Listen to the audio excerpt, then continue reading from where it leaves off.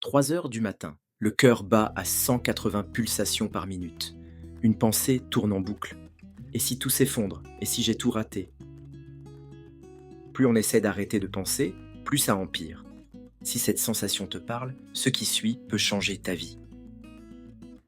Il y a 15 ans, un comédien américain a créé une scène devenue virale, une parodie de thérapie en 2 mots.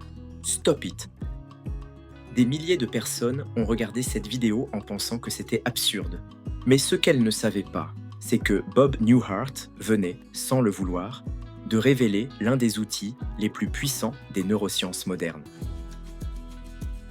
Dans les minutes qui viennent, tu vas découvrir la vraie méthode STOP. 4 lettres, 4 étapes, un protocole utilisé en coaching mental, auprès d'athlètes de haut niveau, de professionnels sous pression et de personnes qui doivent décider vite. Et surtout, pourquoi cette blague peut littéralement reprogrammer ton cerveau. Regarde cette scène. Une femme explique qu'elle a peur d'être enterrée vivante. Elle est paralysée. Elle ne peut plus prendre l'ascenseur, entrer dans un tunnel ou même se sentir en sécurité chez elle. Le thérapeute l'écoute. Elle attend une solution et il répond simplement « Stop it ». C'est drôle parce que c'est ridicule. Si c'était aussi simple, personne ne ferait de crise d'angoisse. Personne ne passerait des nuits blanches. Personne ne se sentirait prisonnier de ses pensées. Mais voilà le twist. Bob Newhart avait raison, mais pas pour les raisons qu'il pensait. Imagine maintenant ton cerveau comme une maison à 2 étages. Au sous-sol, l'amygdale, c'est l'alarme incendie. Elle hurle à la moindre alerte. Au premier étage, le cortex préfrontal. C'est la partie qui analyse, réfléchit, décide, planifie. Quand une pensée stressante apparaît, je vais échouer, on va me juger, je ne suis pas assez bon. L'amygdale s'active, elle sonne l'alarme et elle coupe l'électricité du premier étage. Résultat, le cerveau rationnel devient hors ligne. Il ne reste que l'alarme qui hurle. Et pire encore, l'amygdale ne distingue pas un lion qui te fonce dessus d'un email agressif. Pour elle, c'est exactement la même urgence. Et là, ton cerveau fait un truc encore plus vicieux. Il cherche des preuves pour confirmer ta peur. Oui, tu vas échouer. Regarde, tu as déjà raté. Les autres sont meilleurs que toi.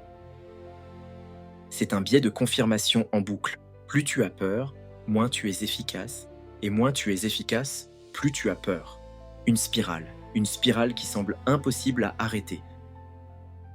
Sauf que c'est précisément là que Bob Newhart avait tout compris, sans même s'en rendre compte.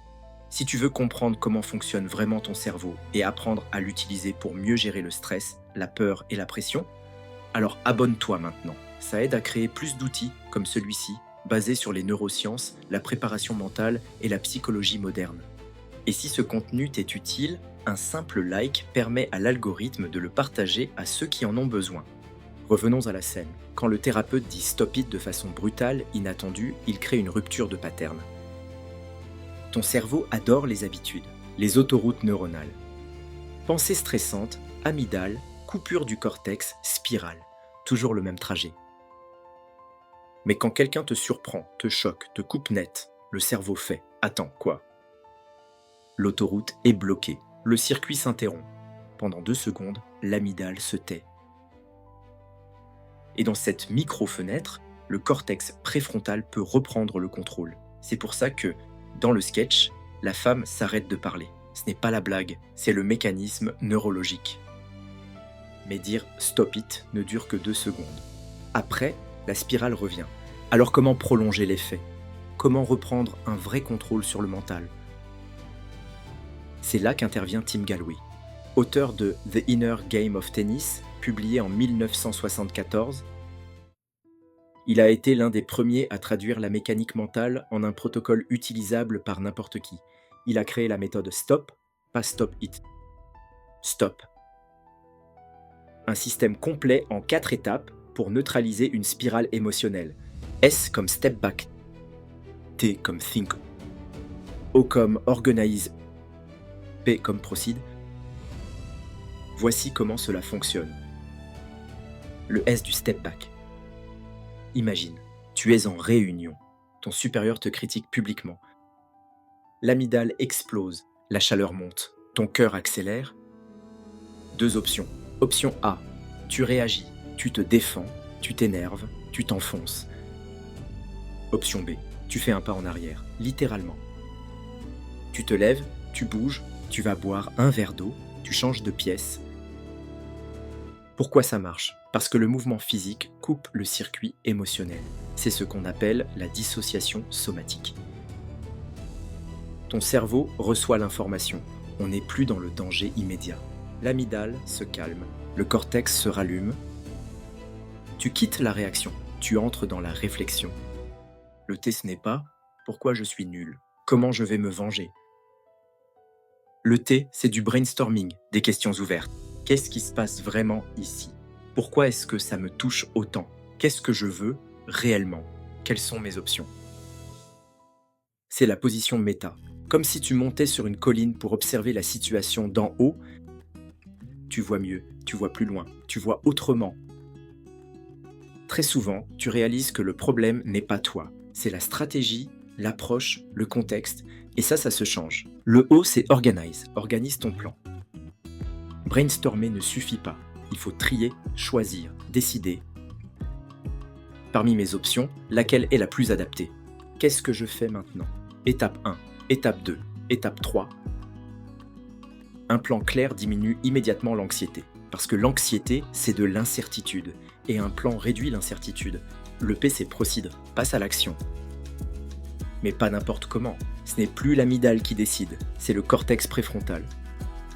Le cerveau humain, pas le cerveau reptilien. Tu reviens dans la situation, mais tu n'es déjà plus la même personne. Stop, simple, mais terriblement puissant. Il y a une chose importante à comprendre. La méthode STOP est puissante. Mais le vrai défi, c'est de ne pas oublier de l'utiliser. Parce que quand l'émotion monte, le cerveau rationnel se coupe. Et c'est précisément là qu'on en a besoin. Voici 3 astuces. Écris STOP sur un post-it. Place-le sur ton écran ou ton miroir. Un rappel constant. Programme une alarme quotidienne, avec par exemple l'intitulé Stop Point d'interrogation.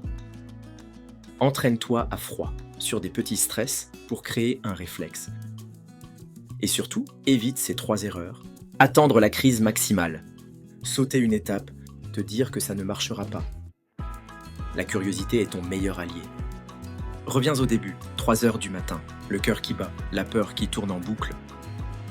Observe maintenant la version de toi qui utilise STOP.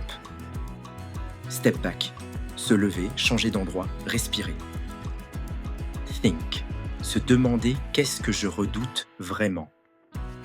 Organise, décider de ce qui compte vraiment. Proceed, agir le lendemain avec clarté et intention. Ce n'est pas magique, mais c'est réel et ça change tout. Oui, Bob Newhart a fait une blague, mais cette blague cachait une vérité profonde. Tu peux arrêter la spirale, tu peux reprendre le contrôle, avec 4 lettres, STOP, S-T-O-P. La prochaine fois que la panique monte, essaie. Lève-toi, recule, respire, observe, organise, agis. Et maintenant, un défi. Si, dans les 7 prochains jours, tu utilises la méthode STOP dans une vraie situation, reviens en commentaire et écris seulement « Stop, ça marche ». Je veux voir combien de personnes vont vraiment tester. Et si tu veux d'autres outils puissants comme celui-ci, abonne-toi et like. De nouvelles vidéos avec des outils concrets arrivent chaque semaine.